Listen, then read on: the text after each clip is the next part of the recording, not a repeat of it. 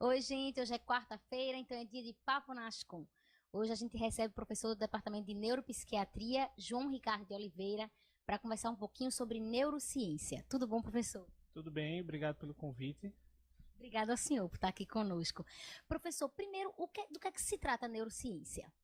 Bom, talvez a gente até pudesse chamar de neurociências, já que envolve uma série de disciplinas que se concentraram no estudo do sistema nervoso, em humanos, em outros modelos animais, como uma forma de entender essa parte tão importante da manutenção e do controle da vida e do comportamento de humanos, de outros animais, outros seres vivos. Então foram disciplinas que se juntaram a neuroanatomia, a eletrofisiologia, estudos em modelos celulares, estudos em modelos animais. Então tudo isso se assim convergiu para o interesse no sistema nervoso central, no sistema nervoso periférico, tanto para se entender questões aplicadas, práticas, como novos métodos de investigação do cérebro, como o eletroencefalograma, como a tomografia, mas também para entender elementos mais essenciais, né, sobre como se origina a consciência humana, o que é a memória,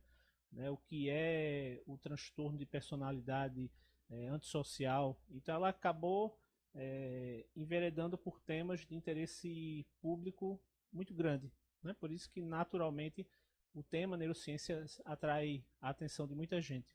Então, hoje a neurociência só pode ser vista como uma área interdisciplinar, é isso, professor? Interdisciplinar e uma área integrada.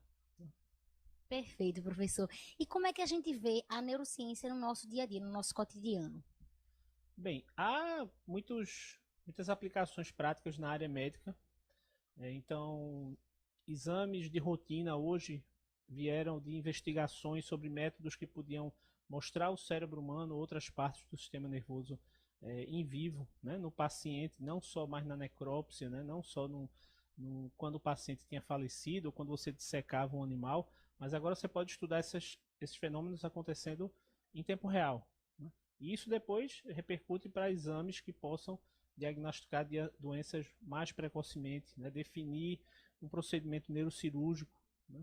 Então, isso tem uma aplicação na área médica muito grande. Mas também as neurociências influenciaram outras atividades humanas, por exemplo, a propaganda, o neuromarketing, né? É um termo que hoje é muito explorado como forma de criar as notícias ou o material publicitário em função da percepção não só da opinião do telespectador ou das pessoas que participam dos testes de publicidade, mas também no impacto no seu sistema nervoso central. Então há muitas pesquisas em neuromarketing onde uma peça publicitária, por exemplo, é feita e durante o período pré-lançamento dessa peça publicitária, alguns voluntários assistem aquela peça monitorados do ponto de vista sensorial, afetivo, de eletroencefalograma. Existem alguns programas que permitem rastrear o olhar do telespectador na peça publicitária. Então isso vai tendo repercussões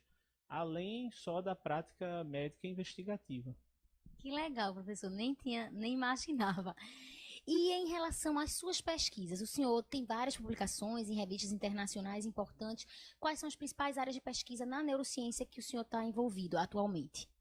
Bem, atualmente eu trabalho principalmente em neurogenética, né? No estudo da origem hereditária de algumas doenças, algumas mais conhecidas, outras menos, mas, por exemplo, a esquizofrenia, a doença de Alzheimer, o transtorno bipolar, todos eles têm uma herança genética complexa e multifatorial. Né? Não quer dizer que você tendo um parente na família, necessariamente você vai ter aquela doença, mas a gente sabe que depende de fatores externos, ambientais e fatores hereditários. E algumas doenças mais raras, como as calcificações cerebrais, que é o que eu mais estudo atualmente, é uma outra condição menos conhecida, onde os sintomas podem parecer com todas essas doenças que eu disse antes.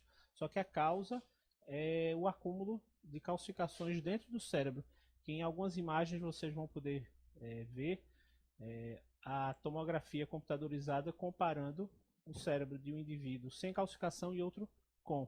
Né? Existe uma seta apontando para essa região da calcificação que você percebe que é o mesmo aspecto da calota craniana, do crânio humano.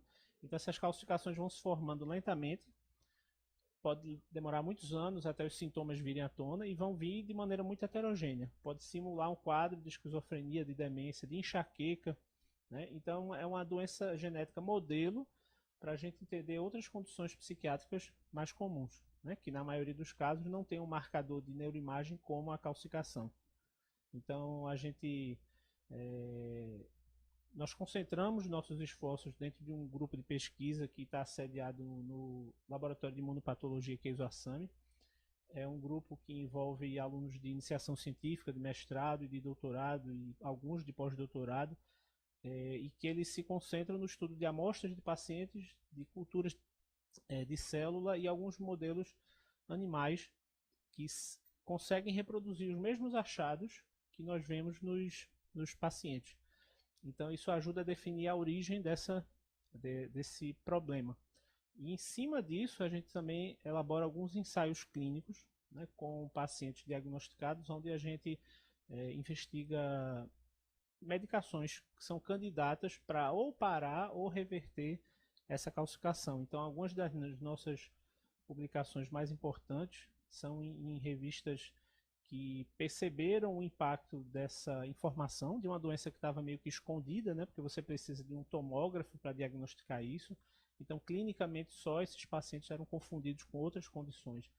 Então, isso tem permitido a divulgação desse trabalho em revistas como a Nature Genetics, e que vocês também vão perceber algumas imagens onde aparece o modelo da calcificação no camundongo, onde a gente pode fazer alguns experimentos que não são possíveis em pacientes, e também alguns estudos in vitro, em modelos celulares.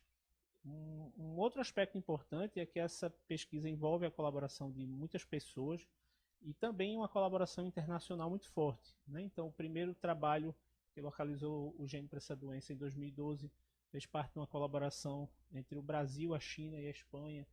Posteriormente, os outros trabalhos envolveram colaboradores de mais de 15 países. Alguns dos experimentos são feitos nos laboratórios fora do Brasil, né? Alguns alunos daqui já foram para Espanha, para Dinamarca, para o Canadá, para a Alemanha, alunos do nosso grupo.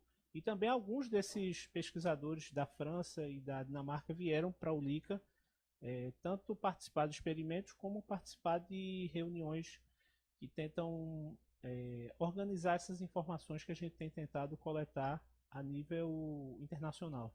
A gente tenta entender a doença na nossa população local, mas dentro de uma perspectiva mundial também. Ótimo, professor. E como é que o senhor analisa a importância dessas pesquisas para a sociedade mesmo, para o retorno para a sociedade? Bom, isso é um aspecto fundamental. Muitos desses pacientes que nós estudamos entram em contato conosco exatamente pelas redes sociais, pela internet, a partir de trabalhos de divulgação importantes, como o que vocês fazem aqui na Ascom. Então, algumas outras entrevistas que nós demos, algumas matérias de jornais, também favoreceram a atenção para essa doença, que muitos médicos até desconhecem. Alguns conhecem como doença de Farr, né, calcificação cerebral ou doença de Farr. Só que muitos não conhecem, até porque se sabe pouco sobre o diagnóstico, sobre o tratamento. Então, os pacientes entram em contato conosco diretamente. Alguns colegas atendem esses pacientes em outros estados, eventualmente mandam amostras que são estudadas em nosso laboratório. Então, primeiro a gente pode dar uma resposta a esses pacientes. A gente pode definir uma causa para um diagnóstico que ainda é uma suspeita. E em alguns casos houve um benefício que ainda está em investigação por parte das medicações que nós utilizamos para tratar esses pacientes. Não são medicações novas, né, mas são medicamentos que eram utilizados para outras doenças onde havia remodelamento ósseo e que foram aplicadas para esses pacientes, porque o princípio, né, sugeria que podia haver algum benefício, né? Medicamentos que ajudavam pacientes com osteoporose, com câncer ósseo, com a doença de Paget, que é uma doença mais rara, eles teoricamente poderiam ajudar esses pacientes. Então a gente fez um estudo que se chama de off-label, ou de segundo uso, né? A gente pega um medicamento já aprovado, já utilizado, E a Anvisa autoriza, e também é um projeto que passa por um comitê de ética, que esses medicamentos que já eram muito conhecidos possam também fazer parte de uma terapia quando o que já existe não é mais eficaz para esses pacientes. Então, eu acho que é uma maneira da gente dar esse retorno, porque a partir do conhecimento básico da causa dessa doença, a gente começa a ter ideias e sugere novos tratamentos, né? Então, eu acho que é o melhor que a gente tem feito até então. Perfeito, professor. Muito obrigada pela sua participação aqui no Papo Nascom conosco. Obrigado a todos. Obrigada, professor. É isso, gente. A gente conversou um pouquinho sobre neurociência com o professor João Ricardo de Oliveira. E quarta que vem tem mais Papo Nascom.